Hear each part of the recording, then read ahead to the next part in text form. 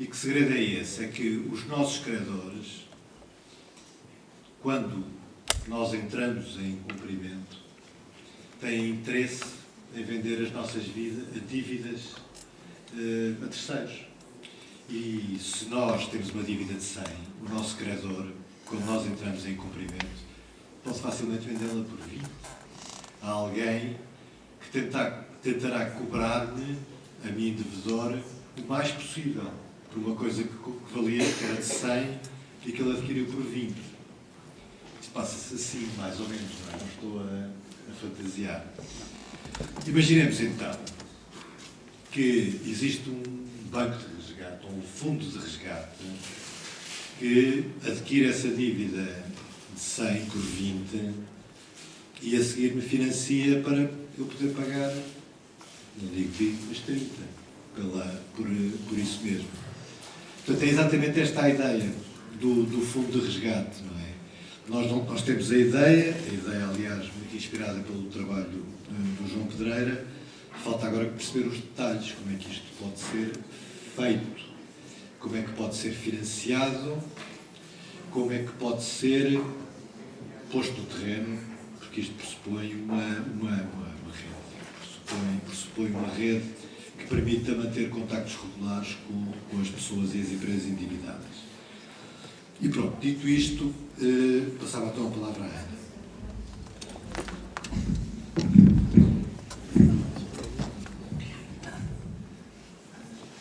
Olá, boa noite. Bom, depois destes milhões de milhões, o que eu vou dizer, enfim, o Ricardo fará melhor do que eu, parecem propostas de solução para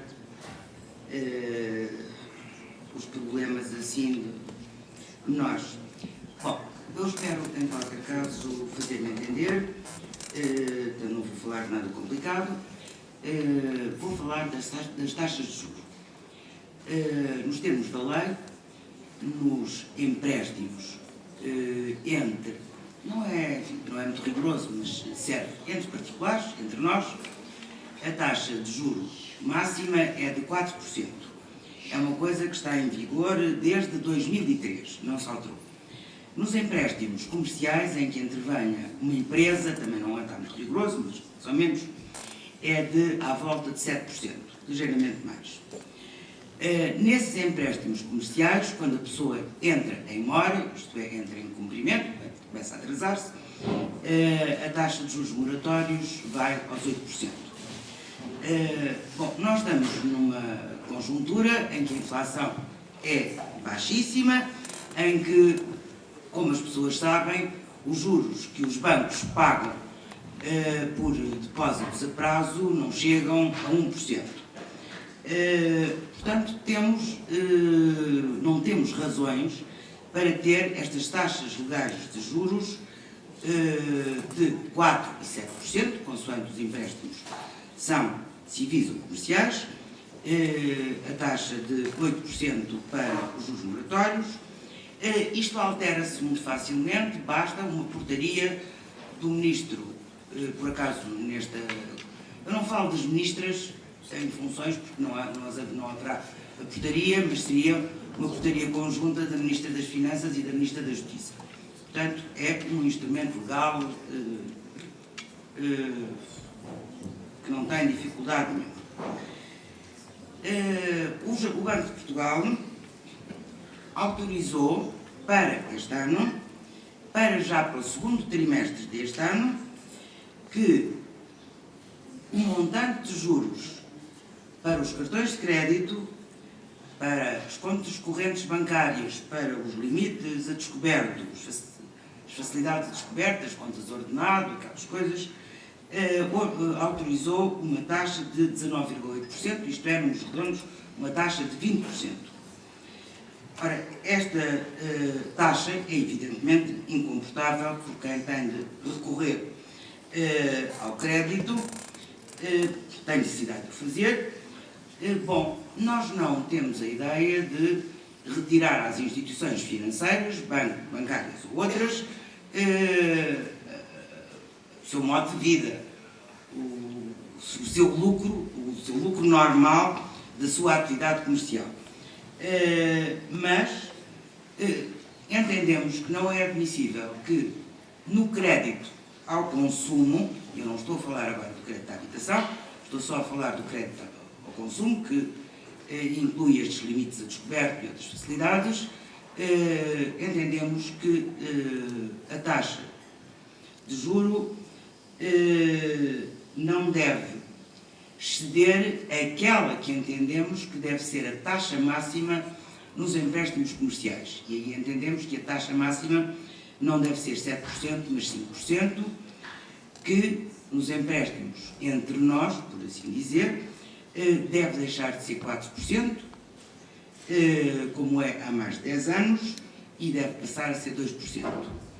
E entendemos que neste crédito, no crédito ao consumo, a taxa máxima deve ser, no limite, 2 vezes a taxa dos empréstimos comerciais, do crédito comercial, isto é, 10%.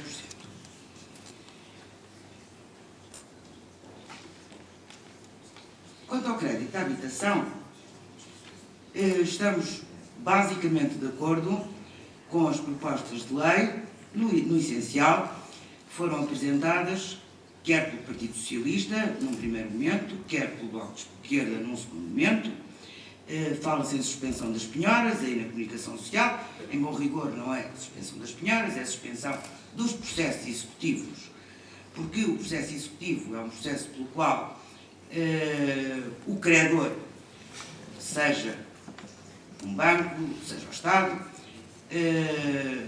vai ao património das pessoas buscar os bens que penhora, isto é, imobiliza, digamos assim, e que depois vende judicialmente.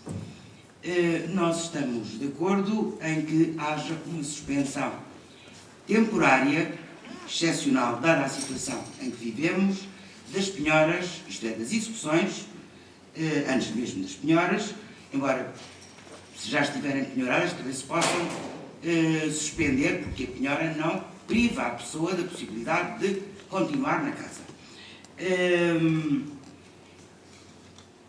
É uma medida temporária e excepcional e que só seja aplicada quando não for possível renegociar a dívida com o banco ou a instituição financeira.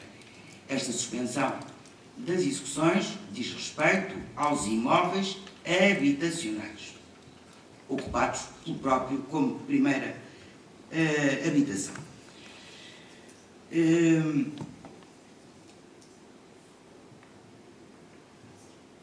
O que é que em mais propomos?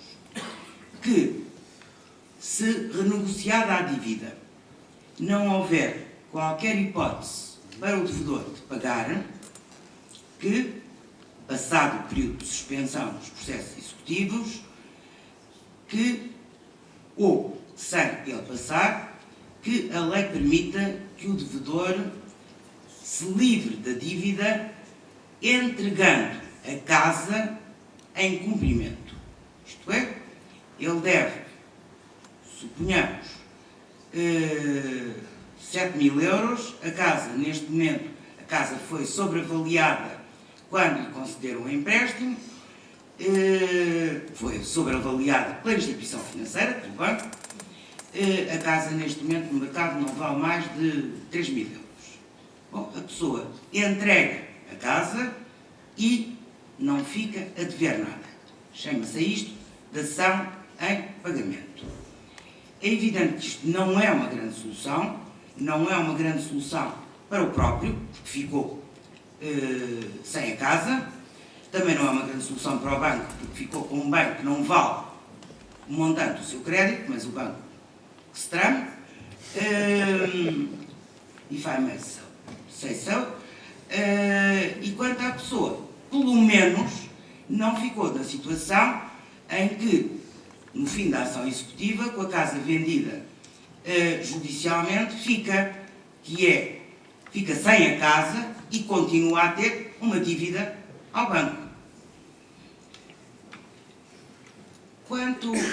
às insolvências e à exoneração do passivo restante, a que já foi feita uma referência, o Código da Insolvência permite às pessoas individuais, aos particulares, se quiserem dizer assim, em casos muito condicionados, não é para todos, as condições em que o permite são bastante restritas, mas permitem, em alguns casos, às pessoas que se apresentam à insolvência, que não são comerciantes, que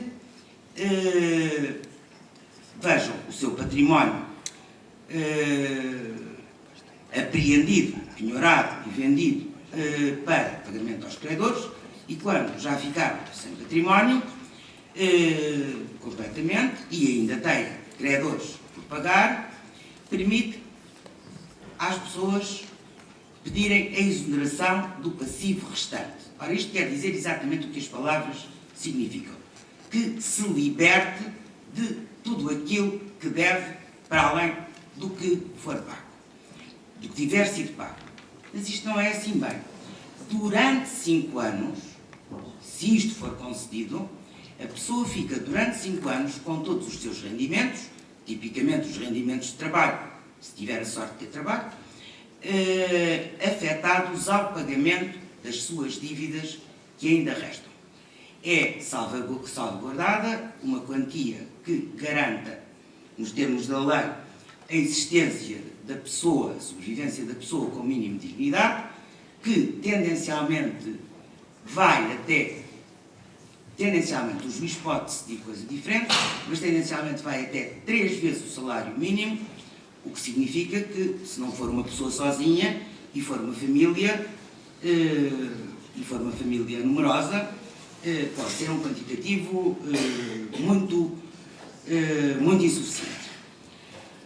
O que é que nós propomos? Bom, esta noção da exoneração do passivo restante, isto vem dos Estados Unidos da América, é uma ideia, uma medida que vem dos Estados Unidos, que nos Estados Unidos é muito antiga e onde eu não consegui encontrar, não há, isso tenho a certeza, não há um prazo uniforme durante o qual a pessoa fica com os seus rendimentos afetados ao pagamento das suas dívidas até que fique finalmente liberta, exonerada do passivo restante.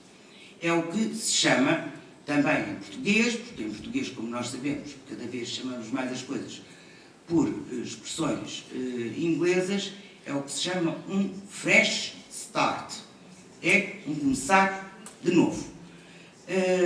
O que nós propomos, bom, nos Estados Unidos há casos em que este período em que a pessoa ainda fica vinculada é de 6 meses.